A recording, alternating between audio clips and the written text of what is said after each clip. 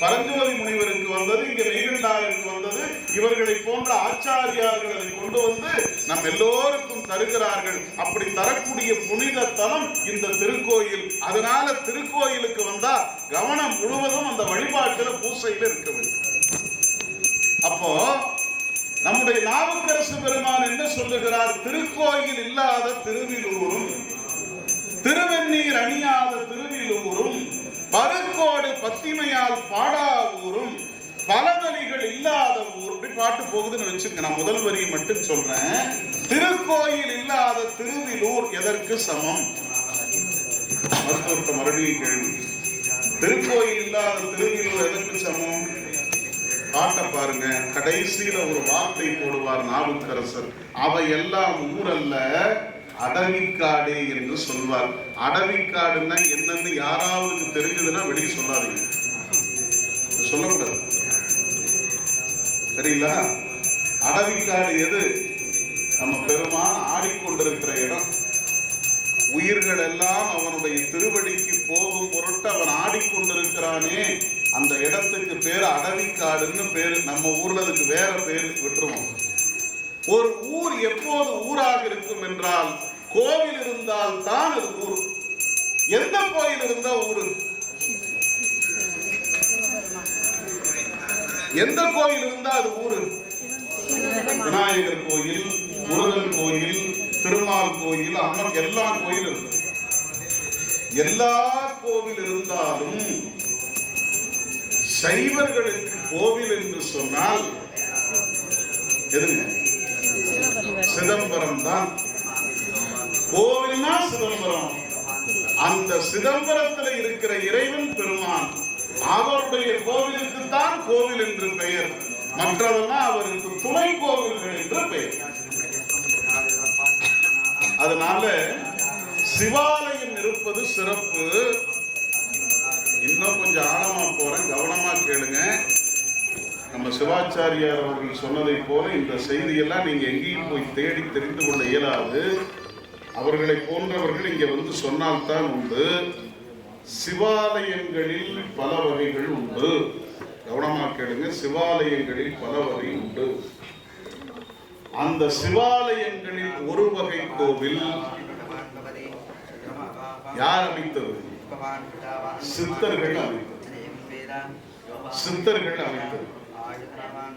பெருமானுக்கு பல வடிவங்கள் உண்டு. நடராஜமூர்த்தம் உண்டு, சந்திரசேகரர் உண்டு, சோமாஸ்கந்தர் உண்டு, உமாமகேஸ்வரர் உண்டு, உருத்திர வடிவம் உண்டு, சிவலிங்க வடிவம் உண்டு.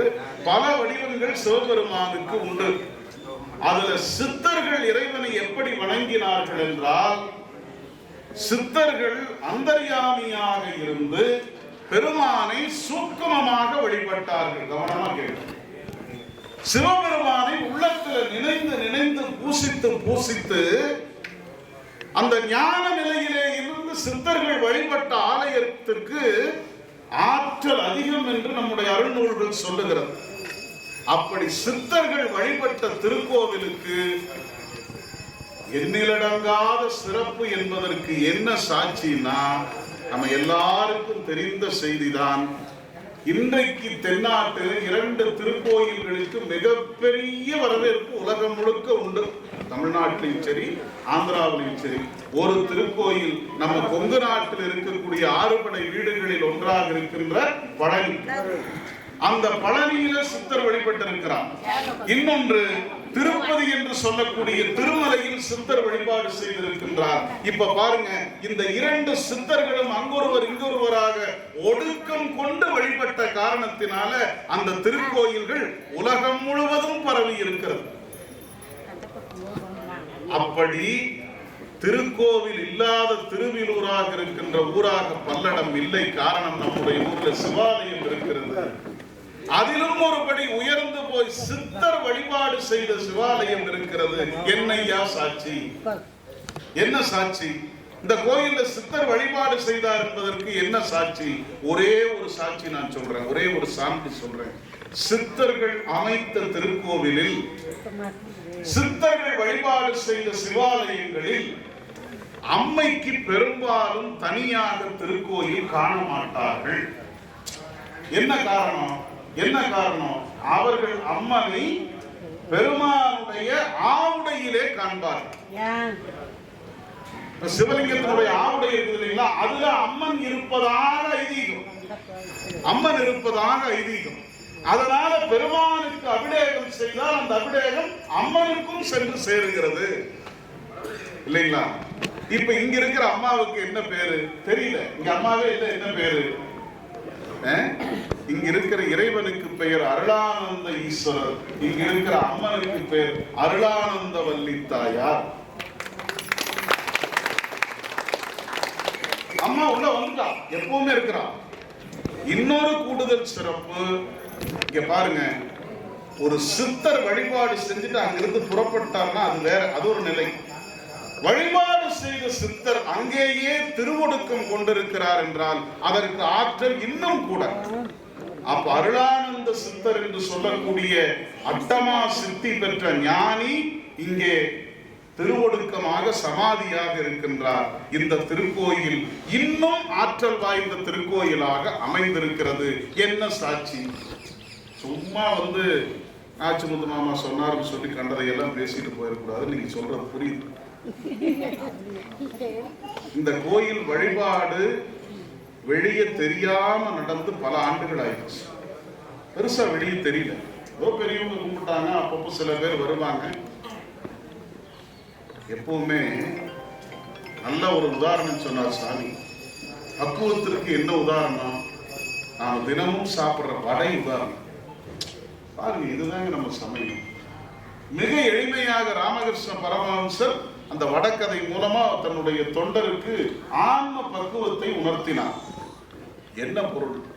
அது வரைக்கும் மாவாக இருந்தது, சலசலன்னு இருந்தது. எப்ப மாவு வெந்து பக்குவப்பட்டதோ அப்ப அந்த சலசலப்பு போய் அமைதியாக இருக்கிறது. பாரதியும் அதைத்தான் சொன்னான். தண்ணிய பாரு, கிணத்தை பாரு, கிணத்துல சூரியன் தெரியுது. கிணத்துல சூரியன் ஏன் தெரியுதுன்னா கிணத்து நீர் சலனம் இல்லாம இருக்குது. சலனம் இல்லாத கிணத்து நீர்ல சூரியன் தெரிவது போல உன்னுடைய உள்ளத்தில் நீ சிவத்தை காணலாம். எப்படி காண்பதென்றால் உன்னுடைய உள்ளம் சலனம் இல்லாமல் இருந்தால் அந்த சிவம் உள்ளே காட்சி தரும். அப்படி காட்சி பெற்றவர்கள் இந்த அந்த பக்குவம் முத்தியதற்கு பிறகு அது வெளிப்படும். அது போல சில காலம் சித்தர்கள் இந்த திருக்கோயிலை மறைத்து வைத்திருந்தார்கள். அவர்கள் முடிவு செய்தார்கள், இந்த கோவில் வெளிப்படுவதற்கான காலம் வந்துவிட்டது, இந்த கோயில் வெளியே தெரிவதற்கான காலம் வந்துவிட்டது, இந்த கோயில் திருப்பணி காண்பதற்கான நேரம் வந்துவிட்டது. இந்த காலம் எப்படிப்பட்ட காலமாக இருக்க வேண்டும் தெரியுமா? நாச்சிமுத்து ஐயா அவர்களுடைய திருக்கூட்டம் இந்த மக்கள் வாழக்கூடிய காலத்தில் திருப்பணி காண வேண்டும். இல்லைன்னா நாம் இந்த இடத்துக்கு வர முடியுமா? பல்வேறு பிறவிகளில் நாம் செய்த புண்ணியத்தின் பயனாக இன்றைக்கு நாம் இந்த திருப்பணியில நம்மை ஈடுபடுத்தி இருக்கிறோம். நம்புங்க, சிவாச்சாரியார் சொன்னதுதான் திரும்ப சொல்றேன். நம்மிடத்தில் இருக்கிற செல்வம், பொருட்செல்வம் ஒரு எல்லை வரைக்கும் வரும். அந்த எல்லையை தாண்டி நாம் பயணப்படுகிற போது பற்றி நின்று உடன் வரும் இரண்டு, என்ன? புண்ணியமும் பாவம் மட்டுமே. பற்றி நின்று உடன் வருவது இரண்டு, புண்ணியமும் பாவமும் மட்டுமே. புண்ணியம் செய்தால் எங்க போவோம்? சொர்க்கத்துக்கு போவோம். பாவம் மிகுந்தது என்று சொன்னால் என்ன நடக்கும்? நரகத்துக்கு போவோம் என்று நம்முடைய சமயம் நம்புகிறது. நரகம் எங்க இருக்குதுன்னு கேட்டா எங்கேயுமே இல்லைங்க, இந்த மண்ணுலகத்தில் தான் இருக்கிறது. எத்தனை நோய், எத்தனை பிரச்சனை. காலையில போர் நின்றுச்சாங்கிறது கேள்வி. போர் நிக்கலைன்னா இன்னைக்கு இந்த பொருள் கிடைக்குமான்னு சந்தேகம்.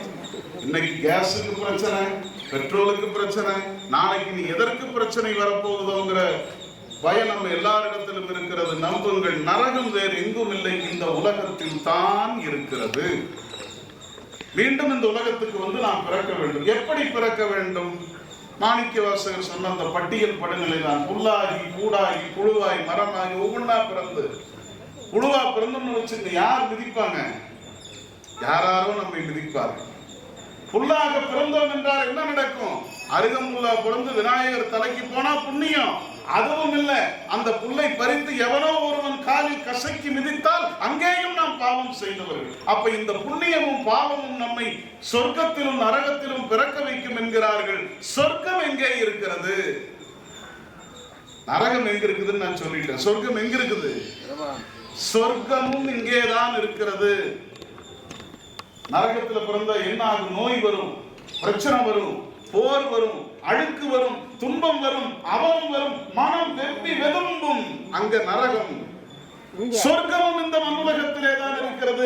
எங்க இருக்கிறது சொர்க்கம்? எளிமையா சொல்றேன். அருளானந்த ஈஸ்வரர் கோயிலில் திங்கட்கிழமை காலையில் நாம கூடியிருக்கிறோமே, இதுவே சொர்க்கம். சரி, இதுக்கு மேல நமக்கு வழி இல்லையா? இதுக்கு மேல நமக்கு அனுமதி இல்லையான்னா இருக்கிறது. இந்த பிறவியில நாம வந்து உட்கார்ந்து இருக்கிற இடம் நல்ல இடம்.